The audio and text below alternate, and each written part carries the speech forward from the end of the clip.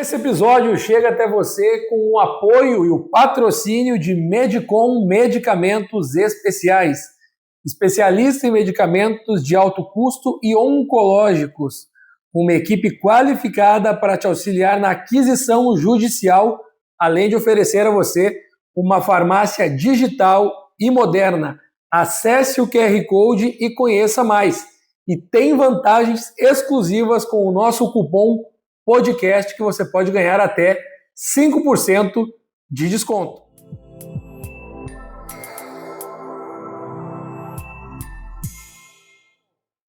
E também temos a Cristal Distribuidora, referência nacional há mais de 35 anos em materiais hospitalares e medicamentos. Com 3 centros de distribuição pelo Brasil, garante logística personalizada para consultórios, clínicas e hospitais. Acesse o QR Code abaixo e acompanhe com o cupom Podcast Saúde e garanta também 5% de desconto na sua compra.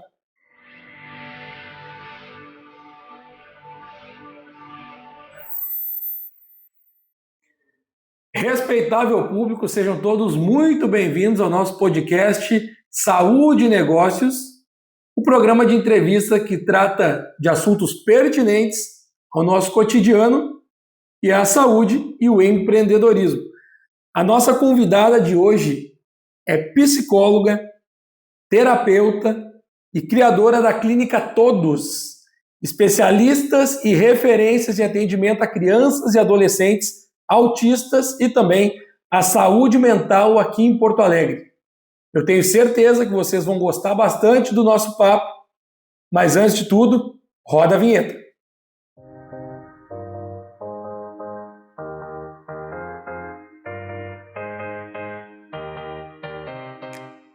Como eu disse anteriormente, antes dos nossos patrocínios, a nossa convidada é especialista no tratamento, ou melhor, no atendimento de crianças e adolescentes do espectro autista e também na saúde mental aqui na nossa cidade de Porto Alegre. A nossa convidada é a Juliana Rosendo Vargas. Seja muito bem-vinda ao nosso programa. E antes de tudo, antes de te agradecer a tua presença, eu quero que tu te apresente para o nosso público. Muito obrigada, eu agradeço o convite de estar aqui falando de assuntos tão importantes, tão pertinentes, principalmente nesse mês de setembro, que é um mês aí super necessário em termos de reflexão de saúde mental, né? E então vou me apresentar, me chamo Juliana Vargas, como tu já disseste, eu tenho uma trajetória aí, também tenho uma graduação em administração de empresas, então saúde e negócio tem tudo a ver comigo, Muito né? bom. Tenho as duas áreas aí no meu currículo. E acabei empreendendo, fiz psicopedagogia e acabei empreendendo nessa guinada de carreira que eu fui para a área da psicologia, que sempre foi sempre estava ligada aí com crianças, com atrasos de desenvolvimento, com transtornos em relação à aprendizagem, e acabei entrando no mundo do autismo, né? Fiz formações na época que eu iniciei, isso já tem 7, 8, 10 anos. Ainda se falava muito pouco de análise do comportamento, se falava muito pouco de intervenções, e como tu mesmo disseste muito bem, de forma adequada, não é um tratamento, porque o autismo não é uma doença, então não é um tratamento, e sim uma intervenção que a gente faz para melhorar a qualidade de vida. E aí, nessa minha trajetória, eu fiz a psicologia, fiz depois mestrado na PUC, eu tenho mestrado em psicologia na área de cognição, cérebro e comportamento, e tenho uma trajetória principalmente na análise do comportamento aplicada, que é a ABA, que tanto se fala, que é uma das indicações padrão ouro para a intervenção do autismo. E aí depois fiz também, ainda foi antes da minha formação em ABA, fiz a formação em ESDM, que é o Early Start Denver Model, que é o modelo Denver de intervenção precoce para crianças até 5 anos. Então, tem um pouquinho aí de trajetória nessa área que eu gosto muito, e vamos falar aí, fico bem à vontade para a gente falar bastante. Que bom quando a pessoa domina o tema, para você que está em casa, é que ela fica solta, ela fica leve para falar sobre o assunto. E o bom é que eu já entendi que ela entende de empreendedorismo também. Então vamos aprender, inclusive, a montar um negócio voltado na área da saúde com a Juliana aqui hoje. Para a gente começar, Juliana, explica, eu sempre gosto de dizer que eu explico lá na rádio que eu trabalho, eu explico arbitragem para crianças de 5 anos e para vovôs de 90. Perfeito. Para todo mundo entender o que é o transtorno espectro autista, para todo mundo entender, não é uma doença, tu já disse, mas o que é e como eu posso identificar dentro de casa, a partir de que momento eu posso identificar que tem alguém com essa situação dentro da minha casa, o que é o transtorno autista? Perfeito.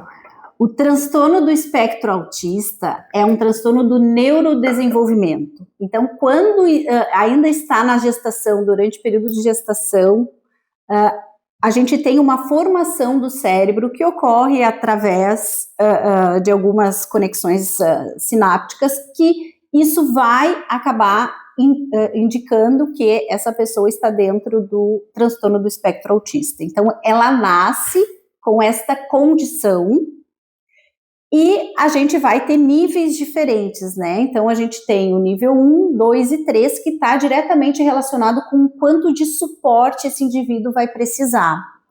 A questão dos sinais, ela é super importante porque a gente consegue perceber alguns sinais logo no início do desenvolvimento, a partir dos primeiros meses, e aí a gente vai no primeiro ano de vida, já consegue sim ter uma indicação em relação a esse diagnóstico. O transtorno do espectro autista, ele necessariamente precisa de 2 critérios. O critério A, que é um déficit persistente de comunicação e interação social. Que aí a gente abre um guarda-chuva de questões relacionadas à comunicação, desde o olhar, os gestos, a leitura facial, e a gente tem a comunicação receptiva, a comunicação expressiva. E tem a questão também de manter e sustentar interações sociais, uma conversa, iniciar. Então, a gente tem um déficit nessa área. O critério B, ele está relacionado com comportamentos rígidos, repetitivos, e dentro ainda do critério B, a gente tem as questões das alterações sensoriais. Então, são pessoas muito rígidas, que acabam tendo padrões repetidos, e algumas alterações em relação à parte auditiva, uma hiper ou uma hiporreatividade sensorial. Uma hiper, ele tem uma sensibilidade acima do que seria esperado. Então, aquela criança que coloca as mãos no ouvido quando ouve um barulho, porque chega para ela, o cérebro processa de uma forma muito mais intensa do que nós, que seríamos os neurotípicos, vamos dizer assim. Então, a gente tem essas alterações. E a hiporreatividade são aquelas crianças, aquelas pessoas que têm recebem os estímulos ambientais através de um limiar abaixo do que seria esperado. Então, são crianças que precisam bater com uma intensidade maior, que precisam sentir, que precisam ouvir, porque a forma como chega no cérebro é abaixo do que seria esperado. Então, a gente tem várias questões aí para durante essas intervenções, fazer esses ajustes e potencializar esse desenvolvimento. Bom, a gente vai falar isso mais adiante, mas eu sou obrigado a dar uma atropelada no tema, porque eu queria entender como funciona, então, o convívio dessa criança que já foi identificada ou ainda não foi identificada, pior ainda, para conviver com outras crianças. Aí tu pega alguém que tem que ser um pouquinho mais calmo, pega um hiperativo da vida que incomoda ele no colégio, digamos assim, na creche. Como que o professor pode identificar e como ele pode já começar a tentar ajustar isso dentro da sociedade que eles criaram ali na escolinha? Perfeito, essa pergunta é ótima, porque aí a gente vai começar a falar, inclusive, de outros transtornos, como tu mesmo disseste, né, do hiperativo, né, que é o TDAH, o transtorno do déficit de atenção e hiperatividade. Hoje a gente vive um momento em sociedade onde a gente tem um número bastante grande de diagnósticos, né, então a gente precisa aprender a conviver com essas diferenças, né, as diferenças que envolvem os transtornos mentais, as diferenças físicas, que a gente fala muito, né, sobre inclusão, a importância de acolher, de aceitar as pessoas, independente de como elas são. E em relação especificamente ao grupo de pessoas com transtorno do espectro autista, como eu falei, a gente tem níveis diferentes, a gente pode ter aquele nível 1, que seria o que menos tem necessidade de um suporte, de um apoio, então ele pode se comunicar vocalmente, oralmente, como a gente fala, pode ter boas relações, mas sim ele vai apresentar algumas dificuldades. E aí entra essa percepção da professora e dos colegas para entender que eu tenho alguém que pensa diferente que eu, que tem as suas limitações e tem as suas potencialidades, inúmeras potencialidades, entre elas uma memória visual muito boa que as pessoas que estão no espectro autista normalmente apresentam. Então, a gente vai acolher, entender, não julgar, nunca, jamais a gente deve julgar, né, já sair dizendo se é por isso ou por aquilo, fazendo interpretações errôneas, e sim escutar, dar abertura e possibilidade da pessoa, às vezes, comunicar e dizer, olha, eu não quero conversar agora, e a gente entender que isso não é conosco, e sim é uma escolha, e tá tudo bem. Ou oferecer uma ajuda, você quer uma ajuda, eu posso te ajudar de alguma maneira, posso fazer contigo esse trabalho, e a pessoa acolher, ou não, né? E eu já tive situações, trazendo para esse contexto, de pacientes que têm dificuldade de interação, e no início eles acabam não conseguindo cumprimentar, ter aquela relação social que normalmente a gente costuma no início de visita, de espaço, com pessoas estranhas até então. E os outros julgarem, né? Ai, que mal educado, ai, que isso. Então, o que a gente mais precisa fazer é não julgar, acolher e procurar conhecer. Se eu tenho um colega que está no espectro, se eu tenho um aluno, procurar conhecer um pouco mais sobre esse diagnóstico e como que eu posso ajudar, né? Porque a gente também, em algum momento, pode precisar de algum apoio e essa pessoa pode ser fundamental, até porque eles nos mostram oportunidades de valorizar pequenas questões, pequenos avanços do dia a dia que muitas vezes passam despercebidos. Então, na verdade, um aprendizado imenso. A gente está vivendo num contexto de sociedade com essa neurodiversidade. Eu tenho uma amiga, a Dani Silva, que ela trabalha numa agência de viagens aqui de Porto Alegre, eu posso falar porque ela é minha amiga e com certeza me libera para falar. E ela tem um filho com autismo. E ela diz, Gesiel, isso para mim é um aprendizado diário. Todo dia ele me ensina uma coisa assim que eu nem imaginava. Eu tô com ela já tem acho quase 40 anos, eu acho. Ela diz, cara, eu aprendo todo dia com ele, coisas que eu não aprendi no colégio, não aprendi na faculdade, não aprendi no empreendedorismo. Ele me ensina dentro de casa com a maneira dele ser. Mas ela diz, foi uma dificuldade, foi um desafio para ela aprender também com ele. Então hoje ela diz, é o tesouro da vida dela. Né? Briga e morre por ele se precisar. E em mitos e verdades eu tenho aqui. Existem mitos, existe verdade sobre o autismo, mas eu tenho uma pergunta particular minha. Eu consigo desenvolvível durante a vida ou eu nasço com ele, nasço com o espectro? A gente nasce com o transtorno do espectro autista.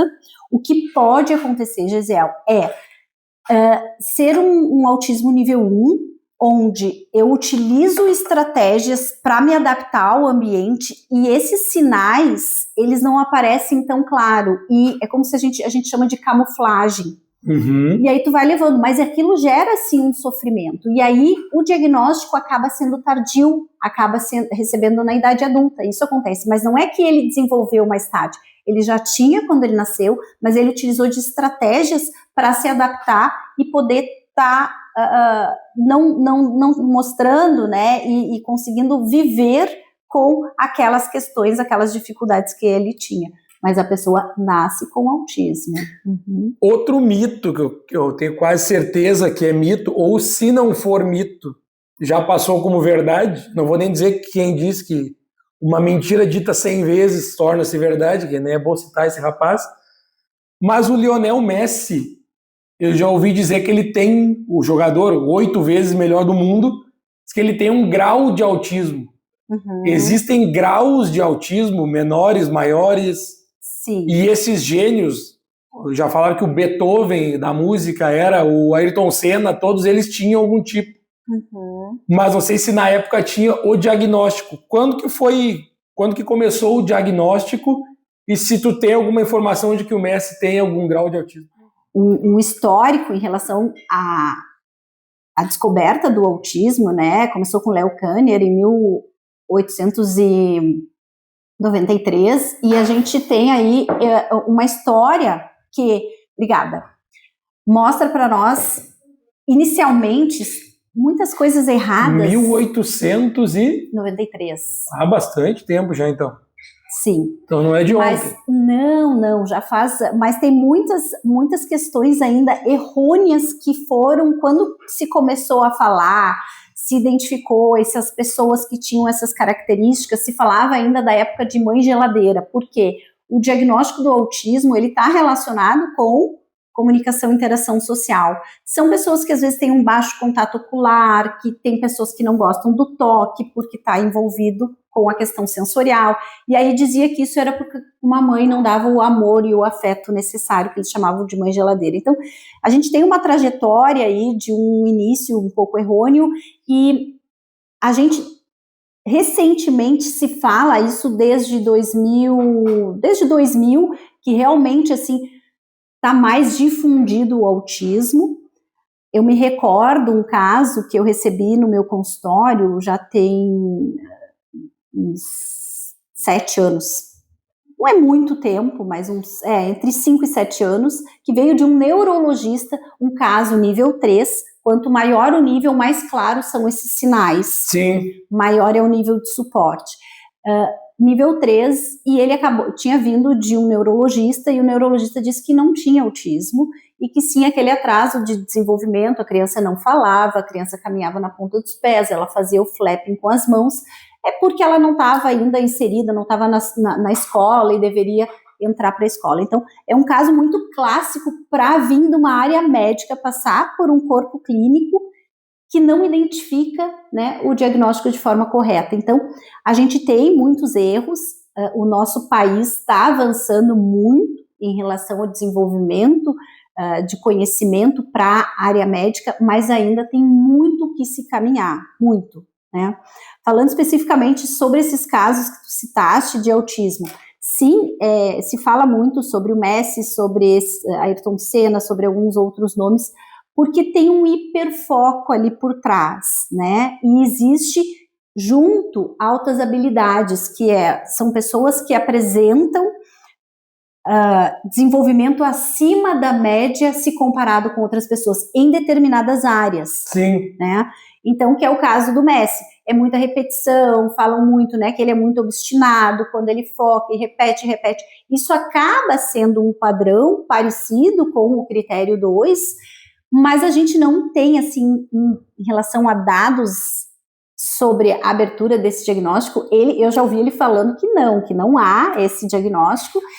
Ele tem algumas características ali, mas a gente tem casos de autismo nível 1, que alguns casos com altas habilidades, antigamente, antes do nosso manual diagnóstico estatístico de transtornos mentais, quando era o 4, agora nós estamos no DSM-5, mas quando era o 4, nós tínhamos o Asperger, que era um transtorno do neurodesenvolvimento, mas não estava enquadrado dentro do autismo, que seria o autismo de altas habilidades, vamos dizer. Então, a gente tem um número bastante significativo de pessoas que acabam se encaixando nesse nível.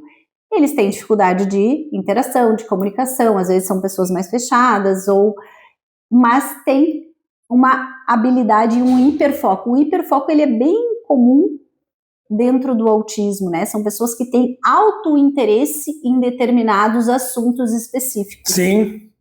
Eu acompanho o futebol, vivo do futebol há muito tempo, né?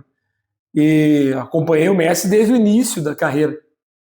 A gente vê que ele é um ser humano diferente dentro do futebol, assim como a maioria dos jogadores tem a sua particularidade. Mas o que eu vejo, eu não sei se eu estou certo, mas tu vai poder me corrigir. Se a interatividade entre o autista e o ser humano, o ser humano que não tem o espectro autista, ela é mais difícil, ele não tem interatividade, como que o Messi consegue, às vezes, criar situações de tumulto dentro do jogo? Eu vou usar um exemplo bem clássico no jogo que, para mim, foi o a Argentina ganhou a Copa do Mundo em 22. Argentina e Holanda, semifinal, o jogo estava uma bomba relógio para explodir. E o Messi, a bola rola na frente do banco da Holanda, e ele vai dar um bico na bola para cima do banco da Holanda e vai para cima do treinador da Holanda.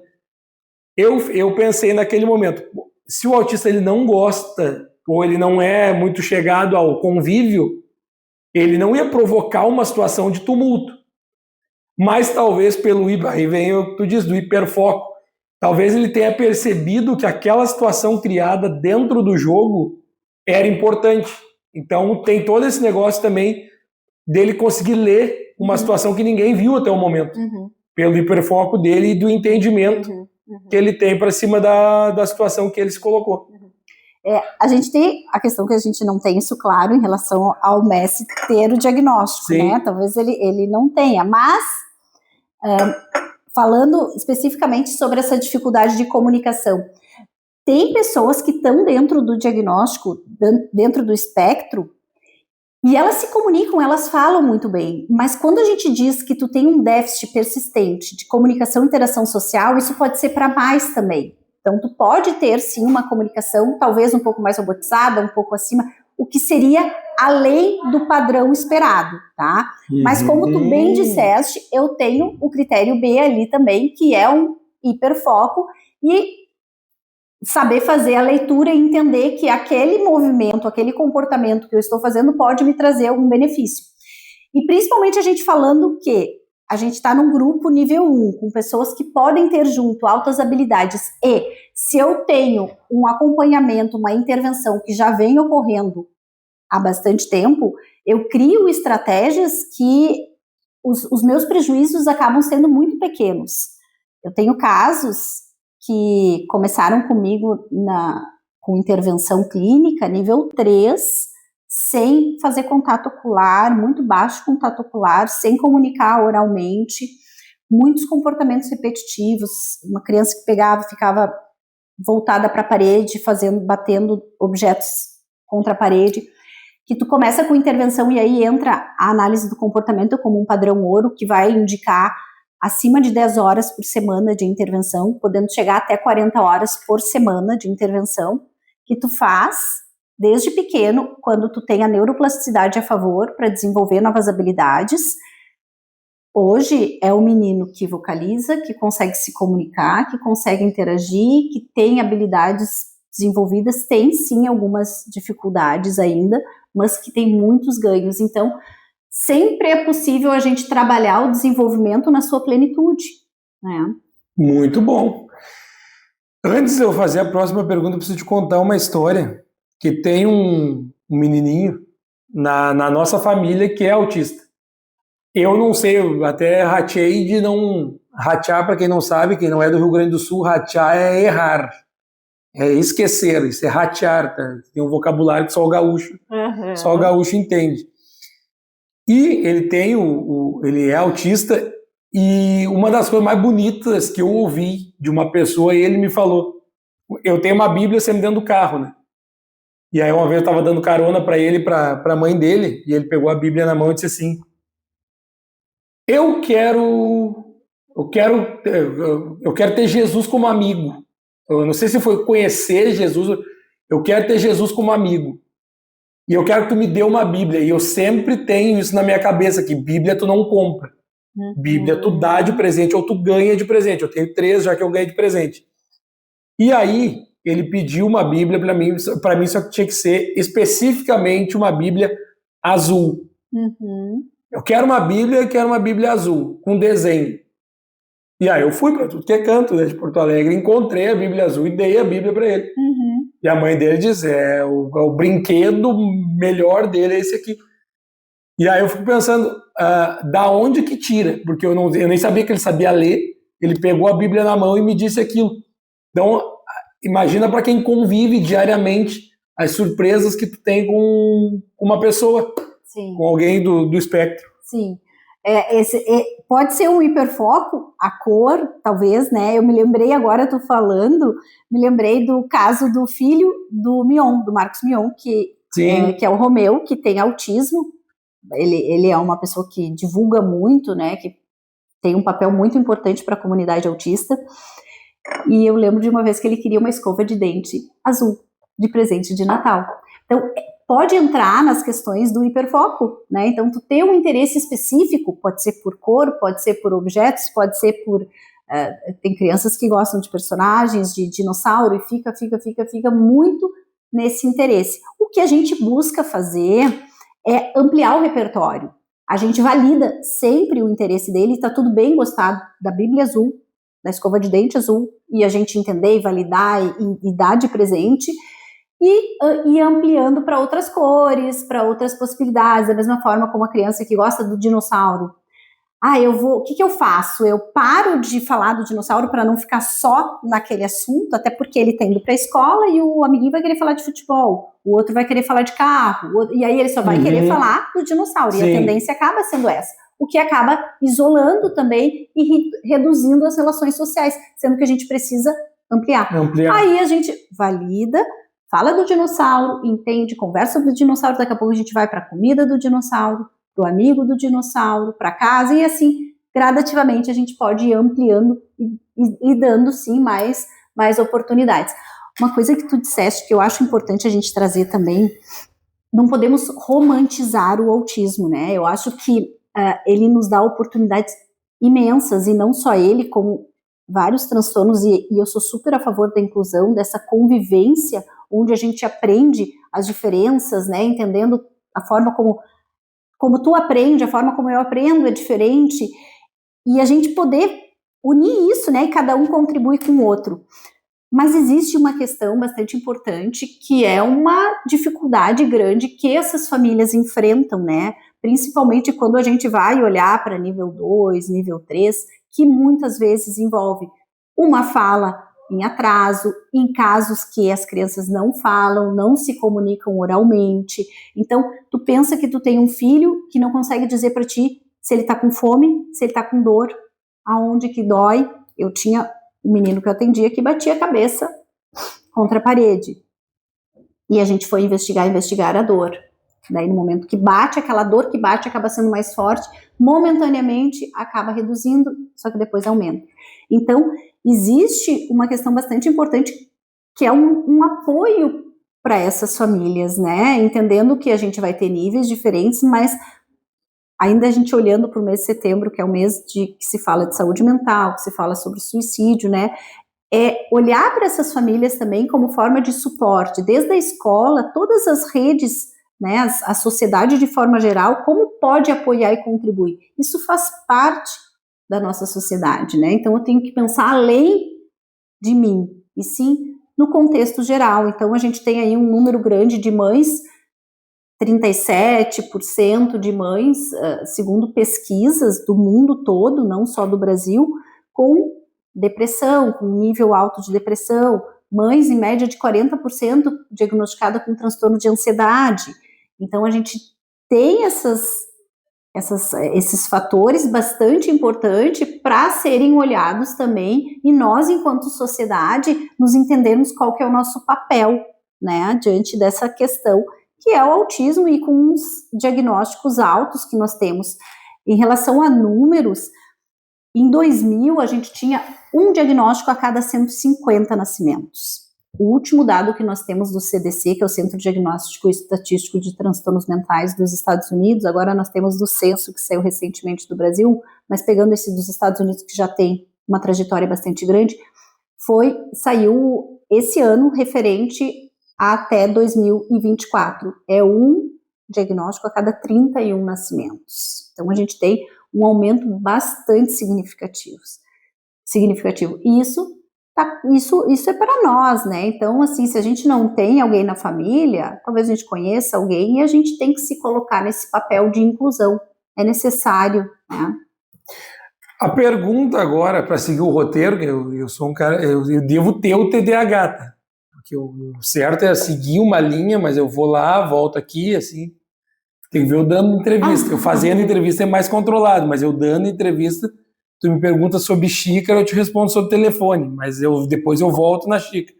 Mas isso de forma geral, a gente acaba tendo esses escapes, ainda mais hoje em dia, né, com celular e É verdade. Tantas coisas ao mesmo tempo. O diagnóstico precoce impacta positivamente, com certeza, mas qual é o nível de impacto eu diagnosticar antes e como pode ser o desenvolvimento dessa criança com o diagnóstico mais cedo? Muito. Isso é fundamental e é um divisor de águas. E outra pergunta, precoce. Antes de tu responder, existe a família que tem a condição financeira de fazer esse diagnóstico e tratar e cuidar logo cedo. Agora, quem não tem essa condição financeira, que tem que trabalhar, que tem que... Todo mundo trabalha, mas é tipo trabalhar para manter a criança com atendimento. Existe algum tratamento, alguma situação que o SUS ajude, que o governo ajude? Perfeito. Então, primeiro falando sobre a precocidade, é um divisor de águas. O quanto mais cedo eu começo a perceber, falaste, né, dos sinais, que são os sinais que podem estar me dando indicação que talvez tenha algum atraso do desenvolvimento. E a gente tem que olhar antes, não para o rótulo, autismo ou não. Na nossa caderneta da criança, quando ela nasce, ali vem escrito os principais marcos do desenvolvimento. É extremamente importante que os pais acompanhem por ali. Né? Então, a gente tem com que idade mais ou menos está engatinhando, 6 meses, 7 meses. Claro que existe uma oscilação, um pouco para cima, um pouco para baixo, mas eu não posso fugir muito. Com que idade que a criança começa a falar, começa a balbuciar, falar as primeiras palavrinhas com 1 ano. Poxa, eu estou com uma criança de 2 anos que não fala nada. É um sinal de alerta, sim. Comunicação, o olhar, os gestos, né? Então, se eu tenho sinais que tem um atraso, eu devo procurar imediatamente um médico, um neurologista, um pediatra, para que possa me dar orientações e sim buscar essa possibilidade se é ou não um diagnóstico. Eu vou trazer um pouco um exemplo que eu tenho dos Estados Unidos, de uma amiga que tem um filho em Nova York, e ele tinha 2 anos, começou com atrasos do desenvolvimento, e ela foi levar nessas consultas de rotina, identificaram, eles não fecharam o diagnóstico, mas imediatamente o governo iniciou com a intervenção na casa deles, que ela recebia fonoaudiólogo, terapeuta ocupacional e intervenção ABA em casa. Fizeram por 6 meses essa terapia intensiva, depois retornou para uma avaliação. Quando retornou para a avaliação, ainda identificados sinais de atraso, eles fecharam o diagnóstico do autismo. Daí depois esse menino ficou tendo intervenção em casa até os 3 anos, dos 3 ele foi para a escola, uma escola especial, e depois ele já estava, no nível 1 de autismo, e ele foi frequentar a escola regular. Aqui no Brasil, a gente não tem essa realidade, infelizmente, muito infelizmente. Por quê? Porque se gasta menos se tu intervém numa idade onde tu tem a neuroplasticidade, o cérebro ali se desenvolvendo e se adaptando a partir dos estímulos que ele recebe. Então, a neuroplasticidade, a gente usa um exemplo como se o nosso cérebro fosse uma massinha de modelar. Logo que tu abre, ela está super maleável. Com o tempo, ela vai enrijecendo. O cérebro é como se fosse assim, a gente tem possibilidade de aprender até o final da vida, mas o quanto antes essa aprendizagem, ela acontece de uma forma mais fluida. Então, se gasta menos se tu intervém quanto mais cedo, de forma correta. Aqui no Brasil, a gente não, infelizmente, acaba não tendo essa possibilidade. O SUS está começando com movimentos de olhar mais desde a questão do diagnóstico precoce como intervenção, mas ainda é uma dificuldade bastante grande. Hoje eu tenho um contrato com o Hospital de Clínicas, que eu dou supervisão, Hospital de Clínicas de Porto Alegre aqui, que eu dou supervisão, dou treino parental e também faço orientação para algumas famílias e profissionais que são atendidos pelo CAPS, que é do Clínicas ali da São Manuel. E dou orientação também para médicos, para para pessoas que estão internadas ali na parte de criança e adolescência do hospital, que daí são níveis mais severos. Mas hoje está se buscando, então, no SUS ali onde eu faço esse acompanhamento, já tem acompanhamento de análise do comportamento, de aba. Mas o que acontece? A gente não consegue ter o padrão ouro em termos de frequência, que seria alta intensidade. A gente faz abordagens, orientações para os pais e para os profissionais. Nesses casos onde a gente não consegue recurso suficiente para fazer a intervenção através de terapeutas, padrão ouro, porque o custo é elevado, sim, começa pela formação, que é uma formação cara, se a gente vai seguir a formação a rigor. A minha formação fiz toda fora do Brasil, a supervisão... Fora do Brasil, onde, para a nível de curiosidade? Nos Estados Unidos. A formação do modelo Denver foi na Califórnia, e a minha supervisora da aba, ela é de Nova York. Então, ela é uma brasileira que mora lá, mas o modelo Denver, ele é especificamente do Instituto Mind, né? Foi desenvolvido pela Sally Rogers. Agora está começando a ter no Brasil, a gente já tem hoje muito mais fácil o acesso de formações de qualidade, mas ainda tem um custo elevado, porque se tem um custo elevado com acompanhamento, com supervisão. E porque a gente está falando de um número alto de horas, então se a gente está falando de 10, 15, 20, 30 horas por semana, quanto custa essa hora, né? Sim. Essa hora normalmente ela é composta com o aplicador, que é quem faz todos os programas de intervenção, e mais um supervisor. Aí a gente precisa montar a equipe multidisciplinar, um fonoaudiólogo para a área de comunicação, um terapeuta ocupacional para trabalhar a integração sensorial em relação a todas essas questões que a gente falou de estímulos ambientais, tem crianças que têm seletividade alimentar, e aí a gente vai compondo uma equipe que às vezes tem 7 profissionais. O custo se torna bastante elevado. Isso para um paciente. Para um paciente. No Brasil, hoje, os planos de saúde eles são obrigados a custear esse tratamento. Então, quem tem plano de saúde tem que buscar os seus direitos e solicitar que o plano arque com esses custos. Quem não tem que buscar os seus direitos também através do governo, né? Seja pelo SUS, de alguma maneira, o governo tem que apoiar a população. Então, está se caminhando, ainda a gente tem muito pela frente para andar, mas é importante assim, se uma família tem poucos recursos, os pais têm que serem os guias ali para promover esse desenvolvimento. Tem muitas possibilidades que a gente pode fazer com estimulação da criança em momentos do dia a dia, momentos de alimentação, em momentos de banho.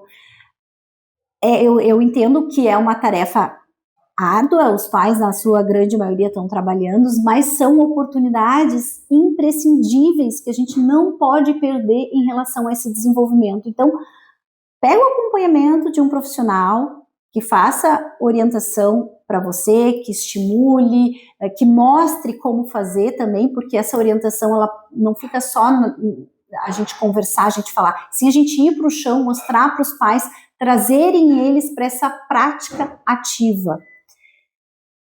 E agora, tu vê como a linha ela segue como a gente pensa, né? Agora eu vou dar uma puxada aqui na nossa convidada.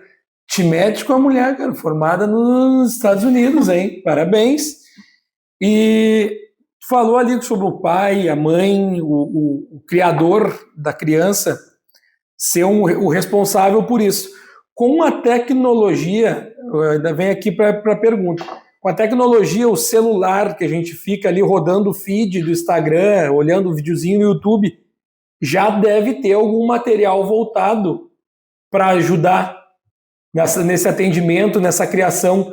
Tu tem alguma dica para quem está nos assistindo, buscar algum conteúdo? Você já faz algum conteúdo voltado a isso? Que esteja na internet? Sim, então. Tu sabes que eu dou algumas palestras, né? As pessoas, as escolas me contratam, as instituições me contratam, e algumas eu dou beneficente também. Uhum. Então, está dentro lá do meu escopo, uma palestra por mês eu dou beneficente. E eu tive numa igreja fazendo uma palestra beneficente, e no intervalo uma mãe me procurou, e ela disse, nossa, foi tão importante que tu falaste aqui, tu tens um canal, tu tem alguma coisa que eu possa pegar mais conteúdo e isso me ajudar com o meu filho? E eu disse, olha, depois disso eu preciso retomar o meu canal. Apesar da gente estar sempre correndo, a demanda é grande, né, e falta tempo, eu tenho um canal do YouTube. Legal. Que foi iniciado há muito tempo atrás e agora eu tenho retomado para dar dicas, orientações para pais que podem sim aproveitar desse conteúdo e isso fazer parte do seu dia a dia com pequenas oportunidades. Existe também outros canais que são muito bons, um canal referência que eu indico é do Lucelmo Lacerda. Lucelmo Lacerda, da Lunaba. Tem também a Maíra Gaiato, que fala de uma forma muito simples para pais também, é outro canal que eu indico. O meu canal é Psico Juliana Vargas, então fiquem bem à vontade, quem quiser contribuir também, pedir alguma dica, podem solicitar, que dentro do tempo aí eu vou administrando e vou entregando as necessidades de vocês. Eu vi um videozinho teu no Instagram dizendo que tu tem TDAH. Uhum. Mas ela vai responder isso depois do intervalo, daqui a pouquinho a gente volta.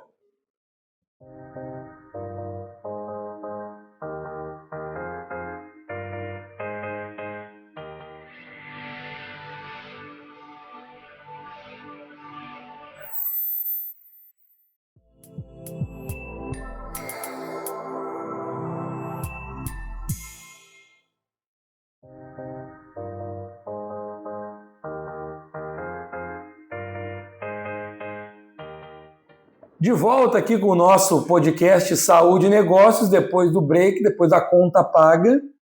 Quero retomar a pergunta da doutora Juliana, que eu vi no Instagram dela, que aliás, é o... Psico Juliana Vargas. Não, Psico Juliana RV. Tá.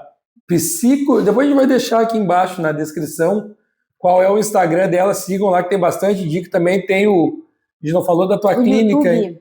A gente não falou da tua clínica ainda. Clínica a Todos, e nós temos um outro braço também, que é a Todos Educação. Tá. E daí desenvolve cursos, promove cursos para a área de análise do comportamento, segurança de crises, que é uma área bastante delicada, né? Eu tenho uma formação pela PCMA, eu sou instrutora de gerenciamento de crises, porque a gente tem um público que acaba tendo crises agressivas, então a gente faz toda a promoção e instrumenta as pessoas para poder manejar e atuar de uma forma digna e segura com todos os envolvidos. Eu vou querer abordar essa parte contigo depois, sobre o esporte dentro do autismo, mas antes de tudo, aquele vídeo que eu vi no teu Instagram dizendo que tu tem TDAH, não era nem para falar sobre isso, que era o autismo e a prevenção ao suicídio.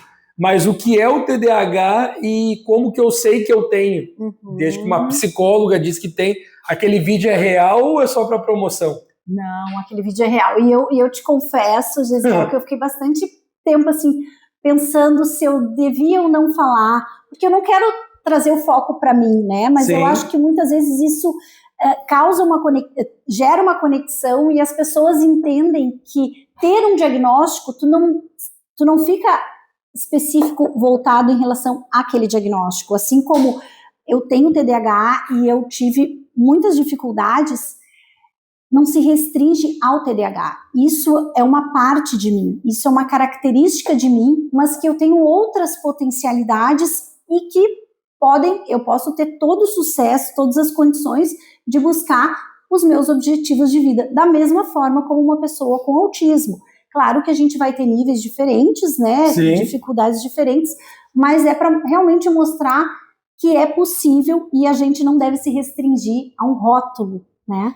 Eu gostei muito porque isso ali te humanizou e, que nem eu disse, conectou. Quando eu sou um seguidor teu, quando eu sou um paciente teu, quando eu sou alguém que busca melhoria, mas eu vejo na minha psicóloga, no meu psicólogo, no meu terapeuta, alguém inalcançável, fica mais difícil de eu entrar na tua ideia. Quando eu vejo que tu passa pela mesma dificuldade, talvez, que eu passo, que quem está em casa passa, eu olho, pô, ela é humana também. Pronto. conectou. Agora eu estou na mesma sintonia que tu, eu posso avançar junto contigo. Eu já te dou os parabéns pelo vídeo e acredito que fazer mais conteúdo desse, mostrando o lado humano, pode te transformar numa profissional melhor, numa mãe melhor, numa pessoa melhor. Tu estava me contando aqui nos bastidores que tu é mãe, né? Sim. Como é que é o nome do rapaz? Bernardo. Quantos anos? Sim, 11 anos. 11 anos. Gremista ou colorado? Nossa, gremista fanático. Gremista... Sofredor, né, ultimamente. Não, mas não passa muito longe do Inter também. As vivências que tu teve como terapeuta, como psicóloga, te ajudou a criar ele também? E como que ele vê o teu trabalho? Perfeito. Vou falar primeiro do meu diagnóstico, né? Eu tenho TDAH, eu tive muita dificuldade na minha alfabetização. No primeiro ano, eu lembro claramente o quanto aquilo foi sofrido para mim, mas eu não tive o diagnóstico nessa época, né? Eu tive, porque eu me distraía com muita facilidade, eu sou do tipo desatento, né? Então, e eu lembro uma vez que a professora foi conversar com a minha mãe, e por isso que eu sempre falo para os meus supervisionandos, que são os profissionais que eu supervisiono, para as famílias, não falem na frente das crianças. Momento de anamnese, momento da gente conversar, e as mães têm que expor todas as questões, as dificuldades, da mesma forma os profissionais, mas não falem na frente da criança. Na frente da criança a gente ressalta os pontos positivos. Se é para a gente falar algo que ele tem que desenvolver, isso tem que ser direcionado para ele no momento adequado, e não falando para o outro sobre ele. E, infelizmente, eu tive essa situação, eu já comentei numa palestra, até que eu fui dar numa escola, me direcionando justamente para os professores. A minha professora foi falar com a minha mãe e dizia: a Juliana é muito desatenta. Se passa uma mosca na sala de aula, ela acompanha a mosca, ela perde o conteúdo. E isso acontecia de fato. E aí, naquele período que passava, assim, eu perdia, e daí quando eu ia me voltar para o conteúdo, já tinha se passado um tempo. Então, é uma questão também do neurodesenvolvimento, né? A gente nasce com o TDAH, mas eu fui utilizando estratégias para compensar. Eu tenho uma boa, como a minha psicóloga hoje, eu faço acompanhamento com psiquiatra e psicóloga também, ambas me trazem isso, que eu tenho um bom cognitivo que compensa essa desatenção. Eu tenho outras questões assim que me acabam trazendo prejuízo, que é a impulsividade, mas aí a gente vai administrando e vai utilizando de estratégias para ajudar a melhorar. Mas eu só fui ter o diagnóstico quando adulta. Eu já sabia, quando eu comecei a estudar, eu disse: eu tenho TDAH. Mas até então isso não estava sendo nada assim muito significativo, e fui levando. Quando eu entrei no mestrado, eu fui buscar um psiquiatra. Nossa, no mestrado. Específica, ela tem especialização em TDAH. Ela levou um tempo para fechar o diagnóstico, porque ela entendeu que eu tinha muitos resultados positivos na minha vida, então ela queria realmente ter certeza desse diagnóstico. Então a gente fez alguns questionários, fizemos algumas avaliações, e ela disse: fechou o diagnóstico, sim, eu tenho. Com muito esforço sempre eu fiz. Então, que nem eu digo, as pessoas me dizem: Ju, como tu é organizada? Ju, eu disse: gente, eu sou esforçada, eu sou bastante esforçada. Claro que eu tenho as minhas potencialidades também, eu sou uma pessoa muito criativa, que é uma característica do TDAH, eu sou uma pessoa que muito rapidamente, tu me vem com um problema, eu já penso 2, 3 soluções, e a gente vai buscando essas estratégias. Mas tem uma questão de começar uma coisa, parar, iniciar outra, da impulsividade. Então a gente precisa se conhecer, é o primeiro ponto, né, o autoconhecimento, para entender quais são os meus pontos fortes, quais são as minhas dificuldades, e eu tenho que estar olhando para isso para aumentar e ressaltar os pontos positivos e ir minimizando, utilizando estratégias para minimizar as dificuldades. Muito bom. Em relação ao meu filho, não falei. Ela está falando aqui, eu tô me vendo. Ela está falando, eu estou me vendo aqui. Eu acho que eu vou ter que fazer esse diagnóstico também. Com 34 anos, acho que dá tempo ainda da gente melhorar. Porque esse negócio de começar uma coisa e não terminar, eu gosto de fechar os ciclos. Só que eu abro uns 30 ciclos junto. Eu vou fechando, eu fecho o ciclo 17 e depois eu volto para o 2. Assim vai indo. Então, esse negócio eu vou ter que marcar uma consulta contigo. O teu filho, como vê a tua atividade, como que ele te ensina e o que tu consegue aplicar com ele das experiências que tu já teve? Então, meu filho é um orgulho, né? Assim, ele tem as suas dificuldades, mas tem também suas enormes potencialidades, o Bernardo é uma pessoa que me busca sempre ser uma pessoa melhor, né? E eu sempre quis ser mãe, então isso tinha sempre muito claro na minha vida. E quando o Bernardo nasceu, eu queria ser a melhor mãe, colocar em prática tudo aquilo que eu já conhecia e fui estudar mais, não só o que eu conhecia, fui buscar mais. Agora, recentemente, eu fui fazer a psicologia do esporte, fiz como um hobby, uma pós-graduação, porque ele tá jogando futebol e eu disse, deixa eu entender. Já marca a parte 2 aí, que agora vai ser da psicologia do esporte. Então, ele é uma pessoa assim que me busca sempre querer ser melhor, mas eu não sou a psicóloga dele, eu sou mãe, aquela pessoa que erra, aquela pessoa que acerta, aquela pessoa que às vezes o sangue ferve e às vezes dá um grito, pode dar, o que não é o correto, não façam isso. Não façam, porque isso não desenvolve, isso só gera faz o que eu digo e não faz o que eu faço. Não, eventualmente, né, a gente é humano, então a gente tem que olhar para isso e não dá para imaginar que a gente vai sempre acertar, eu vou ser perfeitinha, não existe perfeição. Então é olhar para essas questões, essas dificuldades e, não, peraí, eu preciso melhorar. E muitas vezes eu olho para ele e digo, filho, me desculpa, a mãe errou, a mãe fez isso, não foi legal, algumas vezes eu chamo ele para conversar, então a gente tem uma relação muito bacana, o Bernardo já fez psicoterapia, eu sou muito a favor, porque eu acho que quanto mais a gente se desenvolve, melhor a gente fica, melhor qualidade de vida, melhor a gente entende sobre nós, né, e quando a gente tem essa clareza, a gente consegue direcionar mais e se aproximar para os nossos valores, o que é importante para nós, né, não o que é importante para ti ou para a sociedade, mas para mim, né. Então, a gente tem essa relação muito bacana, eu e ele, e ele gosta muito do meu trabalho, acompanha sempre que pode, acompanha junto, adora ir lá na clínica. Que legal. Participar. Eu sou obrigado a confessar para vocês que ela me pegou de surpresa aqui, dizendo da psicologia do esporte, que é algo que a gente discute muito lá dentro da Rádio Grenal, dentro do meio do futebol a gente discute. É dinheiro, é preparação física, é saúde mental, é um todo, mas isso vai ter que ficar para uma segunda parte, eu não tenho como entrar nisso hoje, senão a gente vai ter um programa de 4 horas, que eu vou tirar o dia todo da doutora. Então é melhor que a gente deixe para uma segunda parte, também está convidada a participar do nosso programa lá na rádio, com certeza será muito bem recebida, mas para a gente seguir na mesma linha do autismo, da situação mental da pessoa. Agressividade, impulsividade. Como que eu lido com isso sabendo que a pessoa tem o transtorno autista? Que eu vou falar pelo caso que eu tenho na minha família, tem vezes que ele está bem agressivo. Mas a gente já sabe como lidar. Não adianta gritar, não adianta berrar. Como que eu lido com essa situação passando dentro de casa? Perfeito.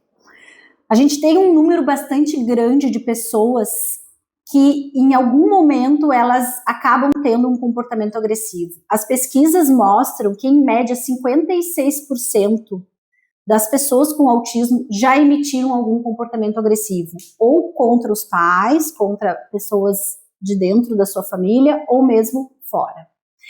Essa agressividade que a gente vê, ela não tem a ver com uma intenção de machucar o outro, de ferir, e sim com uma questão interna deles que está diretamente relacionado com a comunicação. Como eu iniciei falando, se eu tenho uma dor, eu não consigo comunicar isso, estou com dor de dente, e aí eu não consigo comunicar, aí o que daqui a pouco eu posso fazer? Eu posso te morder, mas eu vou te morder porque essa dor está me incomodando, e eu não consegui utilizar uma outra forma de comunicar, e a gente vai para a nossa forma mais primitiva, né, que é através do choro, através de um comportamento do instinto, exato. E aí a gente vai ter que aprender e fazer a leitura. Então, primeira coisa, se eu tenho uma pessoa que não é oralizada, como a gente fala, que não é vocal, eu preciso instrumentalizá-la para que ela possa se comunicar de outras formas. Hoje a gente tem as comunicações aumentativas alternativas, que pode ser de alta tecnologia, como um tablet, ou de baixa tecnologia, que são os cards, os PECs, os cartões que a gente utiliza, que eles podem comunicar. Mas a gente precisa entender esse contexto e principalmente olhar como a gente diz, qual é a função desse comportamento, né? Se um comportamento ele existe, é porque algum benefício ele traz para a pessoa que emite o comportamento, né? E aí a gente tem que olhar para isso para pensar num comportamento alternativo que substitua aquele comportamento agressivo e que tem a mesma função. Então, é muito importante a prevenção, né, trabalhar antes. Então, se eu sei que ele tem dificuldade de comunicar quando ele sente dor, vamos trabalhar o contexto de ensiná-lo de que maneiras que ele pode, seja com um gesto assim, Sim, uma carinha. É exatamente isso que é feito lá. Isso, a gente a gente aprendeu sem a tua orientação, a orientação do profissional. E a mãe dele sempre diz, filho, se tiver com dor, explica onde é. Só aponta para a mãe onde é, o que está acontecendo, está com vontade de ir no banheiro, explica. Isso. Tenta mostrar da maneira... E ele já entende. Isso. Acho que ele tem 6 anos hoje nisso. Perfeito. Porque a partir do momento que ele comunica e ele é validado, eu não preciso emitir um comportamento agressivo. Sim. Porque o comportamento agressivo, ele traz uma tensão imediata. Que por mais que aquele comportamento ele não tenha a função principal da atenção, ele pode ter um ganho secundário que é a atenção. E o ser humano é movido muito, ele busca a atenção, né? Então, se eu recebi atenção por aquele comportamento agressivo, eu acabo tendo um ganho. Então, a gente precisa substituir esse comportamento por outro, que seja funcional. Muito bom, essa dica vale ouro, hein? Esse eu acredito que seja o melhor corte até o nosso momento aqui, porque aprender a lidar na prevenção, eu falo isso no futebol. Às vezes o árbitro deixa escapar da mão dele o jogo pela questão disciplinar, porque ele não preveniu antes. A Juliana, não toca, não empurra, não puxa, porque se a bola estiver em jogo eu vou ter que dar pênalti. Se eu não te aviso antes e a bola rola e tu puxa, eu vou ter que dar o pênalti. O que é mais fácil? Eu ter te explicado antes ou eu chamar um problema para mim durante o jogo? Isso é uma analogia que eu faço, mas tem muito a ver com o que tu falou. Para a gente encaminhar o nosso papo, que foi muito bom, acredito eu que tenha sido muito gratificante e rico em informações, os avanços tecnológicos e não tecnológicos, que tu falou que tem coisas que não são voltados à tecnologia, que podem ajudar e podem auxiliar também nessa prevenção, nesse acompanhamento do ser humano com o espectro autista. Eu vou falar um ponto que para mim é fundamental e tem até a ver com o que tu falaste antes, que é a comunicação. Quando a gente tem uma comunicação clara, o exemplo que tu trouxeste do árbitro, né? Do que é esperado que tu faça, do que é o combinado que acontece, isso já aumenta a possibilidade de sucesso, né? Aumenta as chances da clareza em relação ao que deve acontecer. E essa comunicação, ela pode ser adaptada ao nível da pessoa que eu tô ali interagindo, né? Se é uma criança que não tem comunicação ainda, não tem repertório, não consegue, não é oralizado, a minha comunicação deve ser mais abaixo. Eu vou falar uma palavra por vez, eu vou usar um gesto, eu vou apontar. Então, eu tenho que adaptar a minha comunicação a partir da dele. Se é uma pessoa que já tem um avanço, já consegue se comunicar mais, eu vou avançar, sim, essa comunicação, mas trabalhar muito na antecipação, né? A gente fala muito que a gente ter a rotina, a gente ter a previsibilidade é fundamental para o autismo. Nós vamos num jogo de futebol. O que vai acontecer nesse jogo de futebol? Vai ter muitas pessoas? Vai ter barulho? Eu sei que ele não gosta de barulho. Eu posso dar a opção dele levar um abafador ou um protetor auricular?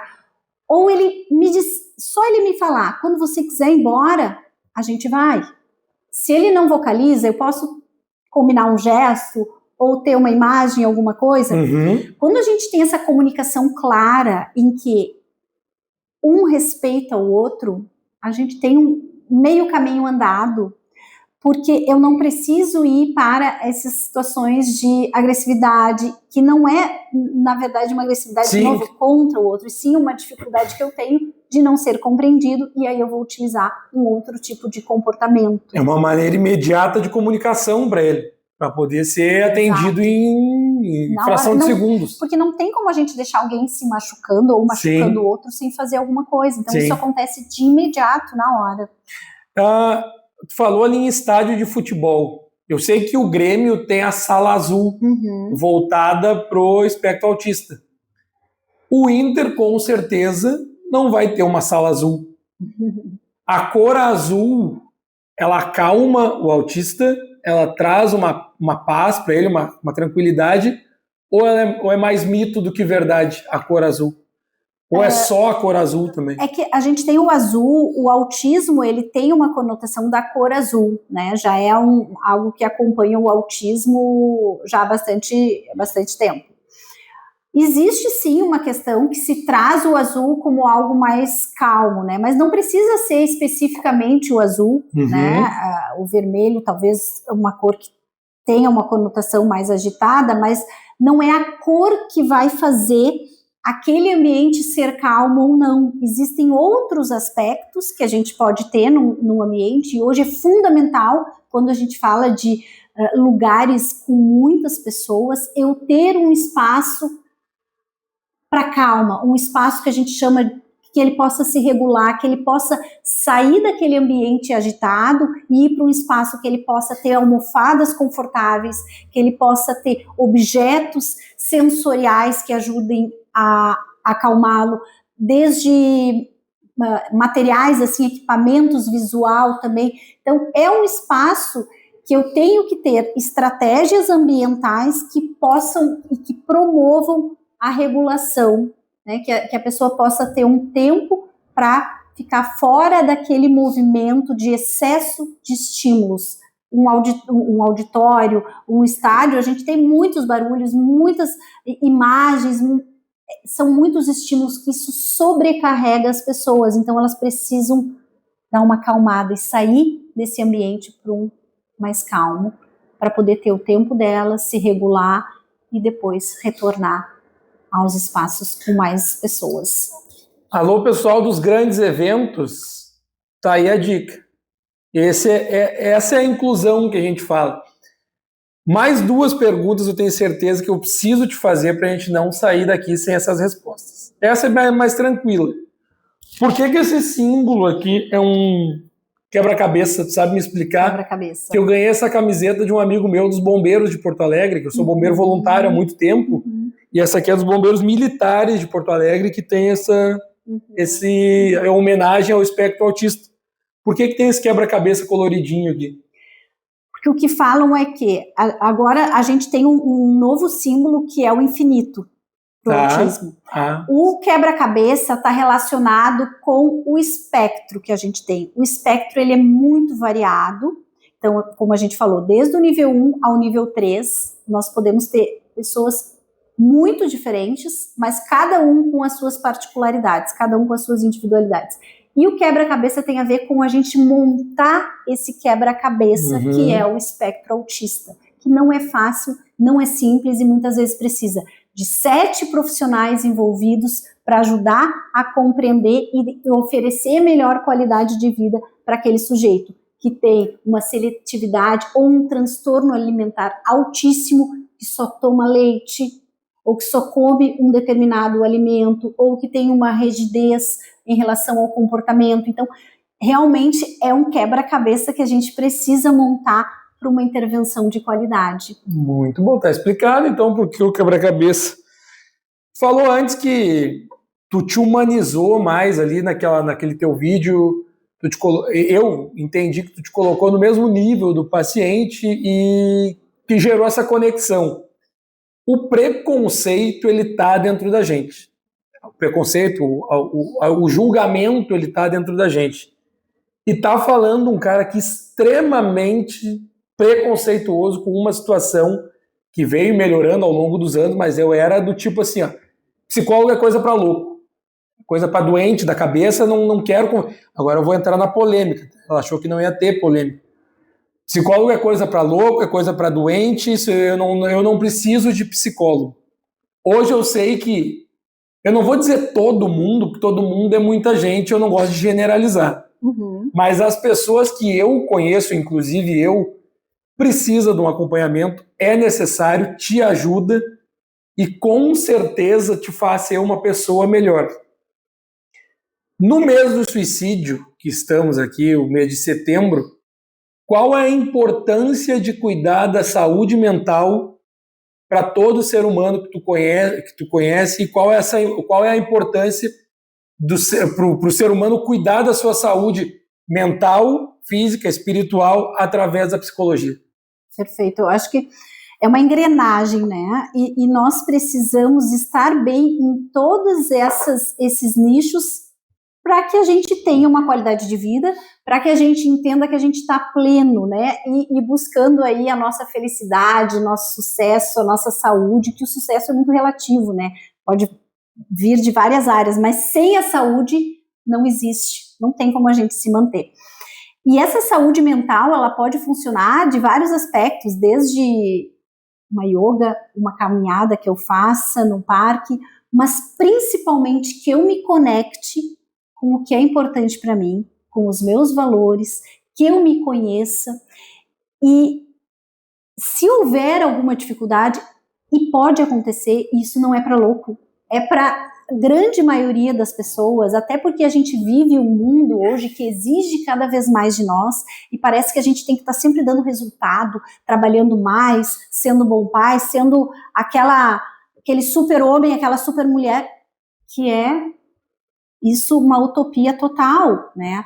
Mas é entendendo e acolhendo até onde eu vou conseguir avançar, e agora aqui não vou mais, porque no meu contexto isso já vai se tornar um excesso, e esse excesso pode me trazer um burnout, que a gente fala muito hoje, né, que é a questão desse excesso de trabalho, o quanto que as pessoas estão adoentadas no mercado de trabalho, e aí entra o autoconhecimento.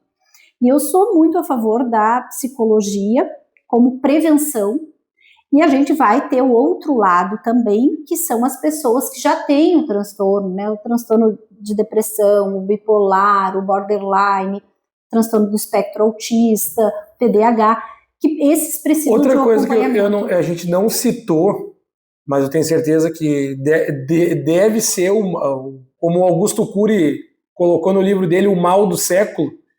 Ansiedade também, ele entra no transtorno mental? Sim, é o TAG, transtorno de ansiedade generalizado, né? E é um número bastante grande. Eu não tenho muito, assim, só uns 120%, mais ou menos.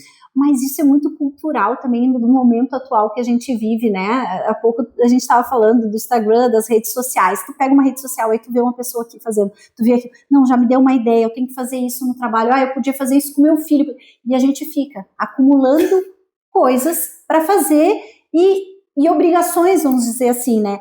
E isso vai acabar repercutindo em ansiedade. E também nós temos a questão do eletrônico, né? O próprio eletrônico, ele é algo que acaba para o nosso cérebro sendo prejudicial em relação à ansiedade.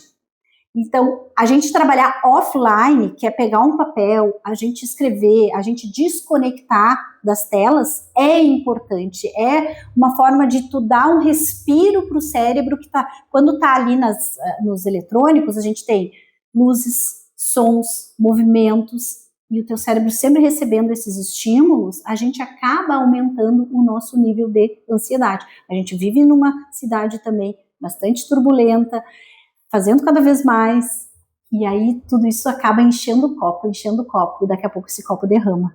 Então a gente tem que, em determinados momentos, ir lá e dar uma esvaziada no copo antes dele derramar. Meu Deus, ela tá falando aqui, eu tô pensando em 300 coisas diferentes, porque existe a ansiedade, existe a depressão, existe o TDAH, e existe outra coisa que eu vejo também, que é um grande problema no dia de hoje, grande problema, acredito que tu vai concordar comigo 100%, comparação. Uhum. Eu me comparar ao João, eu me comparar, o João é o nosso produtor aqui, e me comparar a doutora Juliana, me comparar às outras pessoas. Não é que eu queira ter a tua vida, mas a tua vida parece ser melhor que a minha nisso, a minha parece ser melhor, e essa comparação ela me tira daquilo que eu preciso focar, que é a minha existência, a minha vida. E agora, voltando ao preconceito de antes, eu vejo a importância hoje de ter esse acompanhamento e como a gente melhora se conhecendo as pessoas que convivem com a gente e também buscando a melhoria, não é só se conhecer, porque a gente tem que buscar a melhoria, avançar. Como que eu consigo buscar esse avanço através da terapia, através da psicologia? E qual é a dica, agora encaminhando para o final, qual é a dica que tu deixa para quem está nos assistindo para cuidar da saúde mental a partir de hoje? Eu nunca fiz nada. A partir de hoje, como eu faço para cuidar da minha saúde mental? O primeiro ponto é olhar para a gente. Eu acho que a gente tem esse momento nosso, seja num ambiente aberto. Eu gosto muito quando a gente fala de natureza, grama, árvores, assim, é nos conectar e entender o que realmente é importante. A gente pode botar assim o que é importante e o que é essencial, independente de julgamento, e tem que ser independente de julgamento, para que a gente olhe sempre quando a gente vai tomar uma decisão, quando a gente vai abrir mais uma caixinha, quando eu vou fazer mais alguma coisa, isso está se conectando aos meus valores? Isso é importante para mim? Eu muitas vezes faço isso e olho para a minha relação de itens mais importantes da minha vida, entre elas o meu filho. Muitas vezes quando eu pego mais uma aula para dar, mais uma palestra, mais um curso para fazer, isso acaba me distanciando porque eu tenho menos tempo de estar com meu filho. Então é uma maneira da gente, vai tomar uma decisão de fazer algo, isso está conectado, porque a gente precisa se entender, porque senão a gente sai fazendo um monte de coisa ao mesmo tempo, se sobrecarrega e isso vai ter um reflexo na nossa saúde mental, né? E se possível, se tiver oportunidade, busca um psicólogo. Hoje a gente tem acessos cada vez mais fácil para os profissionais da área da saúde. Eu digo que é um investimento. Para mim, o melhor investimento que a gente pode fazer em nós é esse autoconhecimento. Né? E a gente não precisa esperar ter o problema. A gente pode ir lá antes para organizar melhor a nossa rotina, a nossa vida. Tem pessoas que não vão precisar de um auxílio de profissional, mas é olhar para si e estar sempre se conectando. É um momento de relaxar que me faz bem, eu preciso estar em contato com a família. Não, eu preciso trabalhar mais, eu preciso ganhar dinheiro. E tudo bem, isso pode ser um valor importante para ele, né? Mas isso tem que estar claro. Então, porque quando a gente tem esses pontos alinhados, a gente fica mais tranquilo. Não, eu estou indo em direção aos meus objetivos. Muito bom. Eu vou roubar do Joel J o encerramento do programa dele. Eu garanto que a gente tinha aqui no mínimo mais 5 horas de conversa só para abordar as situações da riqueza que a doutora Juliana trouxe para a gente hoje, mas isso vai ficar para a parte 2, que eu tenho certeza que ela vai nos abrilhantar mais uma vez com a sua presença aqui. Eu quero te agradecer, muito obrigado pela participação, mas antes de tu ir embora, se tu pudesse deixar uma mensagem que fosse chegar no meu celular, no celular da produção, no teu notebook, no meu tablet aqui, uma mensagem que fosse chegar para o mundo todo, qual seria essa mensagem para a humanidade inteira? Gisele, pensando, uma coisa que eu gostaria muito de poder estender e conectar as pessoas é sobre o preconceito que tu falaste. O preconceito, a gente só acaba com ele com mais informação, com conhecimento. Então, vamos buscar menos preconceito, vamos buscar entender e conhecer mais sobre o outro e não julgar. Quando a gente acolhe, a gente abre essa escuta, essa possibilidade de entender as diferentes raças, os diferentes tipos de pessoas, a neurodiversidade que nós temos em sociedade, isso nos faz um ser humano de verdade. E é por aí que a gente tem que ser e a gente tem que buscar. Isso é um valor importante para que a gente viva bem. E olhando para nós também enquanto qualidade de vida, né? Enquanto eu acolho e eu recebo o meu colega, as pessoas que estão comigo, da forma como elas são, isso me traz uma tranquilidade e isso melhora as relações. Quando a gente tem melhores relações, a gente melhora em qualidade de vida. Depois disso, só posso encerrar agradecendo. Muito obrigado pela tua presença. Obrigada, eu que Seja agradeço. bem-vinda pelas próximas vezes que estaremos aqui conversando. Esse foi o nosso podcast Saúde e Negócios. E, antes de a gente ir embora, eu preciso te entregar um mimo da nossa produção aqui. Olha, muito obrigada. que é um suportezinho pro teu telefone. Olha, isso é ótimo. Para tu gravar tuas lives. Quero te ver mais, hein? Quero te ver mais a nossa canequinha do nosso programa aqui, para tu tomar teu cafezinho, tua água lá no teu consultório. Obrigada. Seja sempre muito bem-vinda. Essa foi a doutora Juliana Vargas, que esteve junto conosco aqui no mês da prevenção ao suicídio e também falou sobre a importância do tratamento, da prevenção à saúde mental e também do atendimento ao transtorno do autismo, do espectro autista. Espero que vocês tenham gostado do nosso programa e continuem conosco. Até o próximo programa. Fiquem com Deus e até mais. Obrigada.